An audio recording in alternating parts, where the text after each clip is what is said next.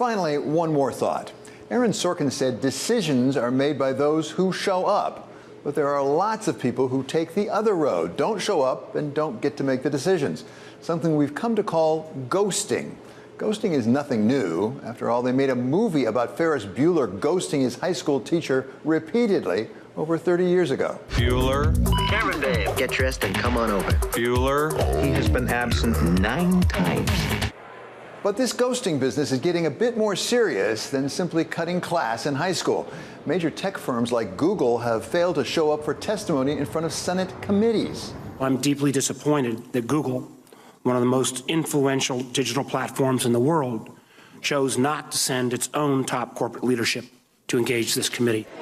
And Elon Musk tried his best to ghost Twitter when he tried to get out of his firm commitment to buy the company for $43 billion. Only to be told by a Delaware judge he had no choice but to show up and bring his money with him. And he did even more than that.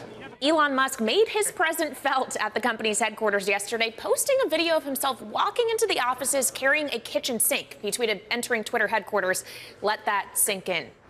Employment website Indeed reports on a whole new area rife with ghosting, hiring people. According to its survey, a substantial majority of job applicants have ghosted their would-be employers, often more than once.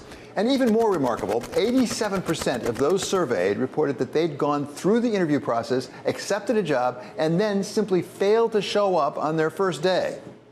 I've never failed to show up for an interview or a job. But years ago, I was on the receiving end of my own form of ghosting, and it was the Supreme Court that didn't show up. I was a lawyer in private practice representing an engineering firm that had lost a case where the damages were more than the company was worth. Under the state rules, the firm had to post a bond in the full amount of the judgment, which obviously it couldn't do, as it didn't have collateral to cover the bond. I petitioned the court over a weekend for a stay of the bond requirement and asked the court to decide whether the bond was constitutional. The court granted my stay and agreed to take the case. And then we waited for the case to be set for oral argument. And we waited, and we waited. After a couple of years, the case just went away as the appeal proceeded without the bond, which I suppose is what the court had in mind all along. But then again, long before Aaron Sorkin talked about decisions being made by those who show up, the Danish philosopher Søren Kierkegaard even more famously said, "Not to decide is to decide."